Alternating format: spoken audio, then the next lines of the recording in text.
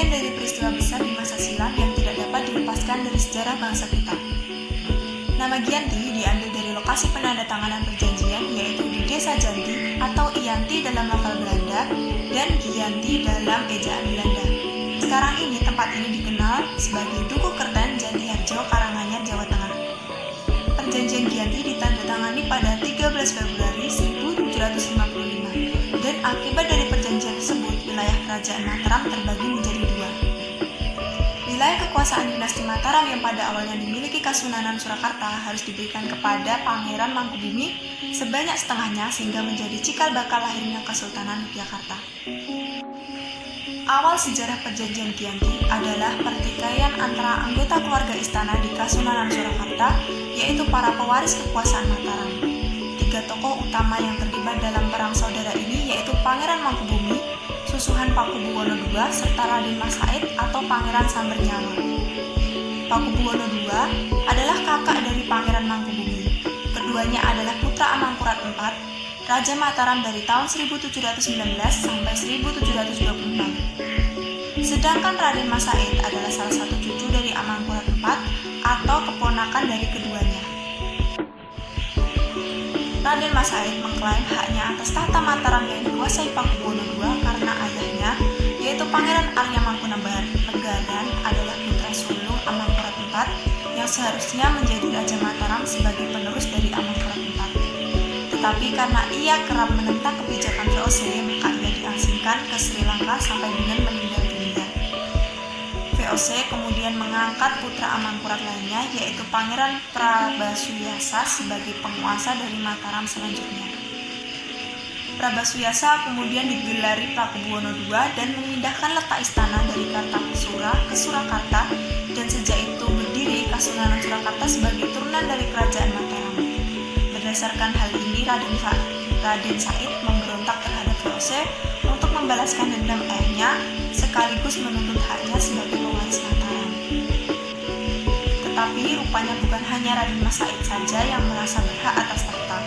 Begitu pula dengan Mangkubumi. Pada 1746 ia meminta pejabat VOC di Semarang agar diangkat menjadi raja, tetapi mendapatkan penolakan. Ia kemudian bergabung dengan Raden Mas Said untuk melawan Pakubuwono II dan VOC. Untuk itu, putri Mangkubumi, Raden Ayu Inten, dinikahkan dengan Raden Mas Said dan mereka berdiam di tengah hutan yang terletak di sebelah barat Surakarta. Kelak, wilayah ini dikenal dengan nama Yogyakarta. Mereka memberontak dengan cara bergerilya dan membuat Kasunanan Surakarta kewalahan hingga Pakubuwono sakit parah. Mangkubumi memanfaatkan informasi ini sampai pada 11 Desember 1749 ditetapkan sebagai Raja Mataram oleh para pengikutnya dengan gelar Pakubuwono III. Ketika Pakubuwono II meninggal pada 20 Desember 1749, sebelumnya ia dipaksa menandatangani perjanjian untuk memberikan kewenangan pada VOC untuk mengangkat raja baru penggantinya. VOC yang tidak mengakui Mangkubumi kemudian mengangkat putra Pakubuwono II, Raden Mas Sorjadi, sebagai Pakubuwono III. Mangkubumi dan Raden Mas Said terus menyerang VOC dan Kasunanan Surakarta dari selatan, utara, dan barat dengan bantuan Panglima Perang Mangkubumi, yaitu Pangeran Hadiwijaya. Raden Mas Sorjadi yang belum memiliki banyak pengalaman menjadi bingung dan panik, terlebih usianya masih 17 tahun. VOC kemudian mengutus Temenggung Sujanapura untuk mempengaruhi Raden Mas Said sehingga bingung dan berpisah dari Mangkubumi. Utusan VOC juga membujuk Mangkubumi dengan iming-iming separuh wilayah Mataram jika berhenti memberontak. Sehingga pada 22 September 1754 kemudian diadakan pertemuan pembuka dengan Nicholas Harding sebagai utusan VOC dalam sejarah perjanjian Giyanti. Sejarah perjanjian Giyanti pada dasarnya membagi kekuasaan kerajaan terbesar di Jawa menjadi dua.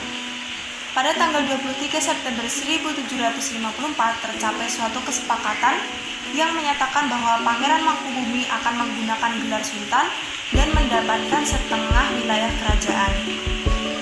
Berdasarkan perundingan yang dilakukan pada tanggal 22 sampai 23 September 1754, dan juga surat persetujuan dari Pakubuwono III, maka pada tanggal 13 Februari 1755 ditandatangani Perjanjian Giyanti. Berikut poin-poin dalam Perjanjian Giyanti, yaitu yang pertama, Pangeran Mangkubumi diangkat sebagai Sultan dengan gelar Hamengkubuwono I pada separuh wilayah kekuasaan Mataram dengan hak turun-temurun yang didapatkan para pewarisnya. Yang kedua, selalu diusahakan adanya kerjasama antara rakyat yang berada di bawah kekuasaan VOC dengan rakyat di bawah pemerintahan kesultanan. Yang ketiga, sebelum Bupati dan Bupati-Bupati mulai melaksanakan tugas masing-masing, mereka harus bersumpah setia kepada VOC di tangan gubernur.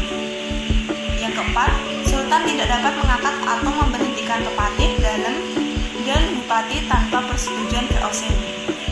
Yang kelima, Sultan harus selalu memberikan bantuan dan kerjasama kepada VOC dan mengampuni bupati yang memihak VOC dalam peperangan. Yang keenam, Sultan tidak akan menuntut hak atas Pulau Madura dan daerah pesisir yang sudah diserahkan susuhan Pakubuwono II kepada VOC melalui kontrak tanggal 18 Mei 1746. Ganti rugi akan diberikan oleh VOC kepada Sri Sultan sebesar 10.000 real setiap tahunnya. Yang ketujuh, Sultan harus siap memberi bantuan kepada Pakubuwono III jika diperlukan sewaktu-waktu. Yang kedelapan, Sultan berjanji untuk menjual bahan-bahan makanan kepada VOC dengan harga yang sudah ditetapkan. Yang kedelapan, Sultan berjanji untuk mengikuti semua perjanjian yang telah diadakan antara Raja-Raja Mataram terlebih dahulu dengan VOC, khususnya perjanjian tahun 1705, 1733, 1743, 1746, dan 1749. Terjadinya sejarah Perjanjian Giyanti tidak mengakhiri konflik karena dalam perjanjian tersebut kelompok Raden Mas Said tidak ikut serta.